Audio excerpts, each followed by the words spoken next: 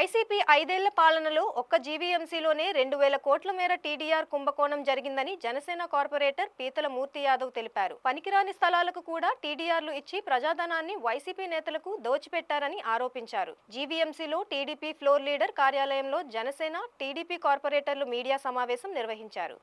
ఈ సందర్భంగా మూర్తి యాదవ్ మాట్లాడుతూ టీడీఆర్ కుంభకోణంలో అప్పట్లో పనిచేసిన స్పెషల్ చీఫ్ సెక్రటరీ శ్రీలక్ష్మి నుంచి సీసీపీ వరకు అందరినీ ఇందులో బాధ్యులను చేయాలని ప్రభుత్వానికి విజ్ఞప్తి చేశారు. తప్పుడు పద్ధతుల్లో టీడీఆర్లు జారీ చేసిన టౌన్ ప్లానింగ్ అధికారులపై చర్యలు తీసుకోవాలన్నారు. ఆక్యుపెన్సీ సర్టిఫికేట్ లేకుండా జీవీఎంసీకి మార్టుగేజ్ చేసిన స్థలాలు ఎన్ని లక్షలు ఎస్ఎఫ్టీలు ఉన్నాయో లెక్క కట్టి ప్రభుత్వానికి చెప్పాలన్నారు. వాటిని జీవీఎంసీ స్వాధీనం చేసుకుని అమ్మితే వనరులకు కొదువే ఉండదన్నారు. మహావిశాఖ నగరపాలక సంస్థలో గడిచిన 5 ఏళ్లుగా ఏదైతే వైఎస్ఆర్ కాంగ్రెస్ పార్టీ అధ్యక్షుడు జగన్మోహన్ రెడ్డి ముఖ్యమంత్రిగా ఉన్నంత 5 ఏళ్ల కాలంలో 5 ఏళ్ల కాలంలో నగరపాలక సంస్థని అడ్డగోలుగా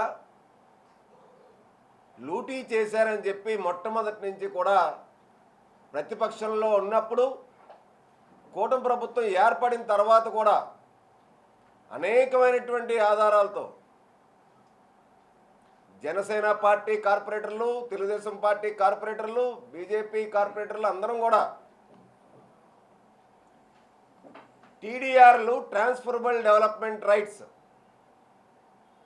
వేల కోట్ల రూపాయల కుంభకోణం జరిగింది, జీవీఎంసీ కేంద్రంగా వైసీపీ నేతలు దోచుకున్నారు అని ఆధారాలతో కూడా నిరూపించడం జరిగింది. టీడీపీ కార్పొరేటర్ పల్లాసీను మాట్లాడుతూ అక్రమంగా టీడీఆర్లు జారీ చేసిన అధికారులపై చర్యలు తీసుకోవాలన్నారు. రోడ్డు విస్తరణలో 30 గజాలకు టీడీఆర్లు ఇవ్వటానికి ఏళ్ల తరబడి జాప్యం చేస్తున్న అధికారులు 2,000 కోట్లు మేర బాండ్లు ఆగమేఘాల మీద ఎలా ఇచ్చేశారని ఆశ్చర్యం వ్యక్తం చేశారు. గడిచిన 4 ఏళ్ళలో వీళ్ళు చేయలేని మెరాకిల్స్ అంటూ ఏమి లేవు. మీరు అంటున్న G20లో కూడా మనం చూసాం. ఎన్ని కోట్లు దోచుకుని తిన్నారంటే గోడ మీద బొమ్మలు కూడా కోట్లు ఖర్చు పెట్టించారు. ఇవన్నీ కూడా అధికారులు కనసాగిలను. మరి ఆ ప్రభుత్వం టీడీఆర్లే కాదు G20లో మొత్తం దోచుకుని తిన్నది. ఇప్పుడు 2,000 కోట్లు అంటే నిజంగా ఆశ్చర్యం అనిపిస్తుంది. ప్రజల సొమ్ము ఇంత దుర్వినియోగం చేశారు వీళ్ళు. మేము మొదటి నుంచి కూడా గత 4 సంవత్సరాలు కూడా జీఎంసీలో జరుగుతున్న వింతలన్నీ కూడా వెలుగెత్తి చాటుతున్నాం, విజిలెన్స్ కంప్లైంట్లు ఇస్తున్నాం. కానీ ఎక్కడ కూడా 60 మంది ఉన్నారని విరగబడేవారు. ఈరోజు మీరు చూసారు హౌస్లో మేయర్గా నిజంగా తలదించుకోవాల్సిన అవసరం ఉంది. అంతేనా సరే, అసలు ఈరోజు ఇద్దరు సభ్యులు వచ్చారంటే మరి 60 మంది ఉన్నారని చెప్పి అలా ఆడిందాట పాడిందా పాట అన్నట్టుగా ఇలాంటి అక్రమాలన్నీ చేయబట్టే ఈరోజు కార్పొరేటర్లు కూడా విసివిక్కిపోయి ఆ పార్టీలో ఉన్నందుకే వాలంటరీగా వస్తున్నారు.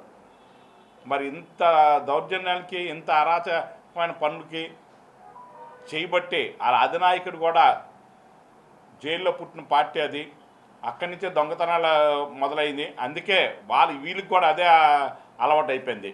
ఈరోజు దోచుకోవడమే పనిగా పెట్టుకొని ఎవరైతే జెన్యున్గా సింహాచలం దేవస్థానంలో కానీ మా గాజువాకలో కానీ షాపులు పోయి టీడీఆర్లు ఇస్తామని చెప్పి వాళ్ళందరికీ వాగ్దానాలు చేశారు, లెటర్స్ కూడా ఇవ్వడం జరిగింది. వాళ్ళెవ్వరు కూడా 30 గజాలు 40 గజాలు టీడీఆర్లు ఈవేళ కూడా ఇవ్వలేదు. మరి ఇన్ని వేల కోట్లు టీడీఆర్లు అధికారులు కూడా ఎలా సంతకాలు పెట్టిస్తారనేది మాకు అర్థం అవ్వట్లేదు. ఇవన్నీ కూడా డెఫినెట్గా రేపు మేము అధికారంలోకి వచ్చి తీస్తాం, ప్రభుత్వం దృష్టికి తీసుకెళ్తాం. వీటిని మాత్రం వదిలి వీటినే కాదు, మీరు అన్నట్టు G20లో కూడా విచ్చలవిడిగా ఖర్చు పెట్టారు. ఆ అన్నిటి మీద కూడా మేము ఆ రోజు కూడా విజిలెన్స్లు కేసాం. వాటి మీద విజిలెన్స్కి వెళ్ళి కంప్లైంట్ ఇవ్వడం జరిగింది. మరి ఇలా దోచుకొని ఈ విశాఖ ప్రజల పన్నులు కడుతున్నారు. ఇప్పటికే ట్యాక్సెస్ ఎక్కువైపోయిన అందరూ గోల పెడుతున్నారు.